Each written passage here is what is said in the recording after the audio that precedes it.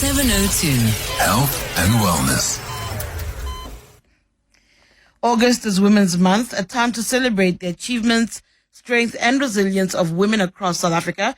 It's also the perfect moment to shine a light on health issues that affect women disproportionately, like osteoporosis, as I said. It's about the bones. It's known as a silent thief, a condition that gradually weakens bones, making them more vulnerable to fractures. For women, the risk is striking. 1 in 3 women over the age of 50 will experience an osteoporotic fracture in her lifetime. We are joined by Omy Naidoo, head dietitian at Nutrition Wellness. Omy, thank you so much for joining us. Good morning. It's a good morning to you and your listeners, and thank you for having me on the show. Very few of us think about the bones until they start creaking when you wake up first thing in the morning. Why is it important for women to be thinking about their bone health long before they start experiencing problems? So if we're looking at bone health, we got to understand that you get your peak bone mass. So your highest reserve is round about your mid-20s to early 20s is when your bones are solidified, and that's what you have for life. So we've got to think of it quite routinely, especially with women, because they tend to lose more bone than men. And it's quite common around menopause for this bone loss to be accelerated. And whilst there's lots of treatments for osteoporosis, most of the drugs reduce your fracture risk, and they don't actually fully restore the bone architecture. So in this case, prevention is far more effective than any treatment. And this is why ladies should be thinking about bone issues far before they actually can happen. What is osteoporosis? I mean, it's been called a silent thief. Maybe explain why it's called a silent thief and how it affects our bones. So it's a chronic condition, which means that with time it can get worse. And it's where bones become weak, porous, so porous osteoporosis, porous, meaning there's holes in it, and fragile. And this makes them more likely to fracture.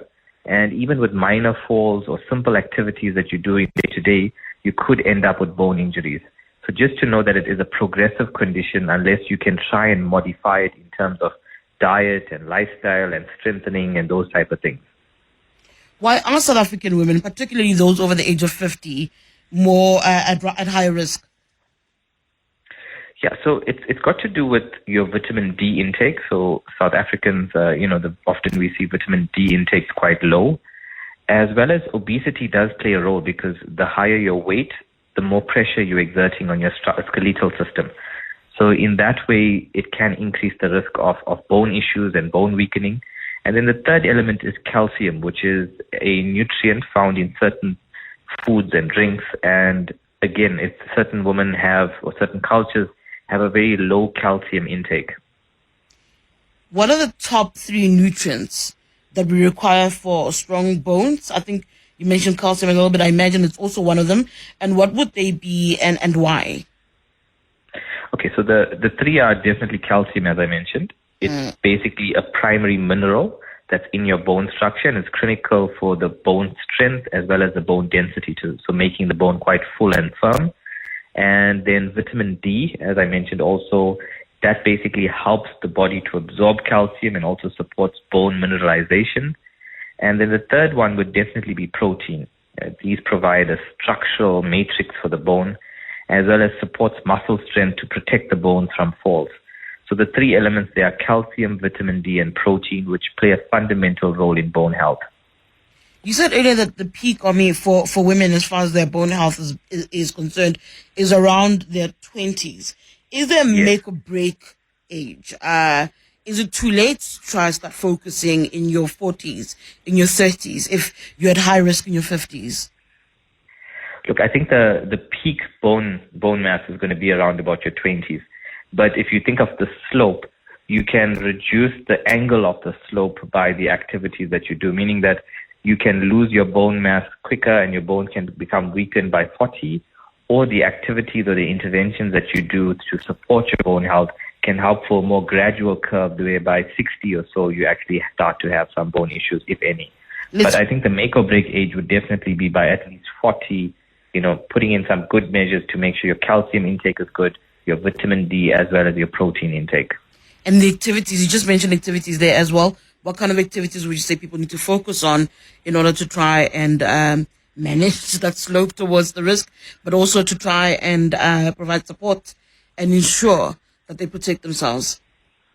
So, a lot of the guidelines say some activities is recommended, rather than having a sedentary lifestyle, but also making sure that there's some sort of resistance training in that, meaning are you doing something that can enhance your muscle mass? Because as mentioned earlier, the better your muscle stores, the better that supports the bones, especially in terms of a fall or an injury. You have almost a physical cushion to protect the bone structure. And then going back to the diet, where you've kind of mentioned the nutrients, what is the one thing that people could do through that diet that they should do to protect their bones?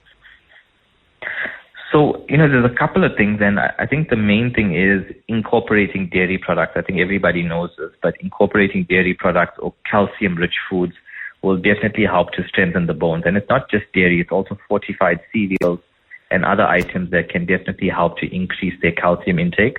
If I were to just, touch on what else has calcium in the diet, we're looking at the leafy greens, so things like broccoli, things like kale, nuts and seeds like almonds and sesame seeds. We've mentioned the dairy products, the milk, the yogurt, the cheese. All of these have calcium, which is the fundamental building block of bones. And then people will say to you, Omy, but in this economy, when you speak about the cost of almonds, on any given day, those are expensive. Kale's hard to find. So people will speak about the economy. What would your suggestion be, though, for more accessible, supposedly affordable options? So, the thing that I always mention on any interview I do is the message is it's not a one-size-fits-all with everybody. And there's an abundance of good dietitians either in the public sector or in the private sector. And one of the big things a dietitian's job is to help you form an individualized solution within your budget. So meaning we then try and understand what you have in your cupboard and what can we modify to try and help you with your goals. So it's not a one-size-fits-all to say that everybody gets a generic diet. If you've got calls, we're in conversation with Omy Naidoo, a dietitian. We're speaking about ways to prevent osteoporosis, how to look after your bones. What do you know? What do you know about osteoporosis, about prevention as well? Do you think about your bones at all, actually? When you think about your diet, you'll think about your waist size, you'll think about your skin. I hear people always talk about their skin. But do you ever sit and think, if I eat this, is what's good for my bones? Have you struggled with bone health? How did you overcome it? Please feel free to call in on 011-883-0702, 072-7021-702. You can use that number to send in your voice notes and your WhatsApps. The issue of lifestyle factors, smoking, alcohol, physical activity, not having sufficient physical activity, the impact of all of those on bone health. Yeah, I think it's definitely something that doesn't enhance your bone health. A lot of studies show that excessive alcohol, so when I say excessive, I mean more than 1 to 2 drinks per day, can directly actually interfere with the bone building cells. So those are called osteoblasts. And it also then impairs vitamin D metabolism. And if you remember earlier, we said vitamin D is fundamental for calcium, which is all part of the bone health cycle. So excessive alcohol definitely weakens bones and affects bone health. When we're looking at a sedentary lifestyle, that lowers your muscle mass. And as your muscles get weaker, you're more likely to be having a fall or an injury, and then there's less of a cushion to protect the bone structure when you have that fall. So then you're more likely to have a fracture. So I think lifestyle interventions do play a big role.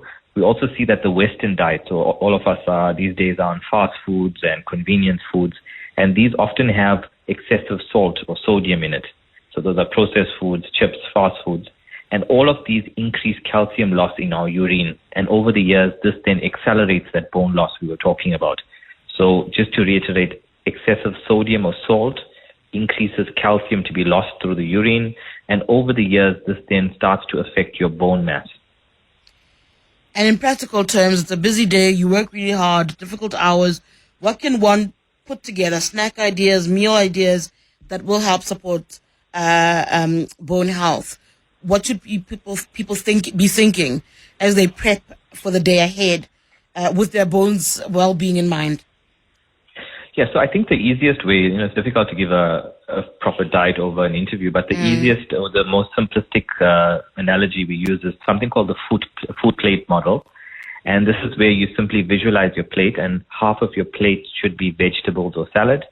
A quarter of your plate should be your protein, And specifically, when we look at bone health, we're talking about fish, we're talking about sardines, pilchards, salmon, if you do have those. So that's your quarter of your plate, and the other quarter of your plate is your starch, which could be your rice, potato, or bread. If it's in a brown form, meaning a high fiber alternative, that's also going to help you feel fuller for longer and can help you maintain a good healthy weight, whereas your whiter versions are going to increase your risk of becoming obese. And we know that obesity then with time can worsen bone issues over time. So yeah, just looking at the food plate model. And then if you're looking at snacks, the easy ones would be things like yogurt, fruit, making sure that you're having high protein snacks like nuts, as we mentioned earlier. Those are things that are going to increase your protein intake while also making sure that your bone health can be improved. In terms of research, is there anything new or different that helps us understand the condition and how to better prevent ourselves from being diagnosed with osteoporosis? So I think it's, you mentioned the statistic already, 1 in 3 South African women will be affected by osteoporosis at some point in their lifetime. But I don't think there's anything groundbreaking. But what it's telling us is that as obesity is increasing, as the Western diet is increasing, and as our activity levels are at an all-time low due to, lifestyle demands, these all then factor in to increase the bone issues later on in life. Message for you on the WhatsApp line, Omy. This listener says, I've just had a bone density scan. Doctor mentioned trabecular deterioration. Can you elaborate on this, please? Yeah, so I'm definitely not the expert when it comes to bone density scans. So if it's anything nutrition related, I'm your guy. But I can comment on that. This ties back to what we're saying is over time, there's the natural progression of bone mass being lost. So it just depends how fast you as a lady or as a man are going to lose that bone mass. And the factors that we're talking about today are in your hands to try and reduce that progressive loss that we see with bones. Do supplements help? It's another message that's coming on the WhatsApp line. My question, can supplements like calcium help improve bone health? Yeah, no, definitely. I think it definitely plays a role. But, the message is not to just universally supplement yourself. It's coupled where a dietitian or a doctor does a blood test, you identify a deficiency, and then we supplement. Or if you really feel that it's almost impossible for you to have a balanced, healthy diet, this is where supplementation may play a role. But I think it's one of the measures. It can't then replace a healthy diet, though. And then for those who have been diagnosed, how do they adapt their diets in order to protect themselves against fractures? So it's typically the factors we were talking about, but just to know, like as a statistic, hip fractures in older women carry up to a 30% mortality risk within a year, and often lead to loss of independence. Meaning that in old age, when you have a hip fracture as a lady, you've got a 1 in 3 chance of succumbing to that injury within a year. Meaning that this bone health is not something to be taken lightly. And, just as with every other discipline, if you had a pain, you'd go to a physiotherapist for treatment. With nutrition, you shouldn't think that you're going to Google or try and fix it on your own. Rather, couple yourself with a good dietitian that can walk that journey with you. Another message on the WhatsApp line for you. There are various types of vitamin D. Which one is the best? D3, D4. Is it true that vitamin D should be combined with, vitamin K to aid absorption? Absorption, yeah, that's the question. Yeah, so we normally use vitamin D3, but again, it's often based on the medical doctor as well, which formulation they want to use, whether they want to use a combination. There's also calcium and vitamin D, there's magnesium. It just depends. And, it's not a one-size-fits-all, and definitely it's very individualized according to what the patient may need. Earlier you said to me that a lot of your calcium you find in your leafy greens. Where do we locate our vitamin D in terms of the role it even plays in our bone health? So if you're looking at vitamin D, it's from fatty fish. So that's things like salmon, mackerel, sardines. It's also found in egg yolks. It's found in fortified foods. So a lot of our breakfast cereals have vitamin D. And then obviously sunlight exposure, at least 10 to 20 minutes on the arms and legs a few times a week, can help to improve the vitamin D level. I must be honest, there's not many patients that I've tested their vitamin D levels and it's come back normal. most patients that we test do come back below the normal thresholds.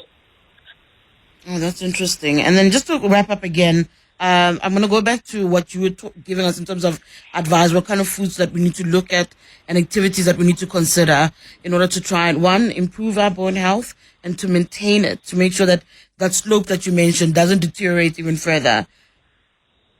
Yeah, so definitely a high protein diet. So when we're talking protein, we're talking yogurt, we're talking meat, chicken, fish. If you can have a bit more of the fish as well, it's got some anti-inflammatory effect, but it's also got your vitamin D's and your calcium in it. When we're looking at fresh vegetables and fruit in your diet, and also then making sure that in terms of activity levels, you do have some moderate activity, at least 2 to 3 times a week, you're physically active, and making sure that you're trying to maintain a good muscle mass. So we're not asking people to become bodybuilders, but try and maintain good muscle stores so that if you do have a fall or if you have an injury, you have better, almost inverted commas, cushioning for that bone structure. And before I forget, I actually almost forgot about this, but there are also women who live in rural areas, and I think what they've access to is completely different, obviously, from those in urban areas. What strategies should they actually rely on? One would argue that they've got limited food variety. What are the realistic approaches as far as dietary considerations are concerned in order to improve bone strength? So when we're looking at protein, one of the most affordable and most highly accessible protein sources, things like beans, peas, and lentils. So making sure that they're getting enough of that. And then also, in the rural areas, to make sure that the activity levels are up. I'm sure it is high, but trying to make sure that it's a bit of resistance exercises wherever possible. And, trying to also be considerate of portion sizes. We're seeing this global trend where no matter whether it's rural or urban, women BMI and obesity is increasing at an alarming rate. So, whether you're in a rural area or in an urban area, just being mindful of portion sizes as well. All right, thank you so much. That's Omy Naidoo, a head dietitian at Nutrition Wellness Dietitians. We're speaking there about bone health, ways to prevent osteoporosis. Figures coming in saying that women in South Africa face an even striking risk.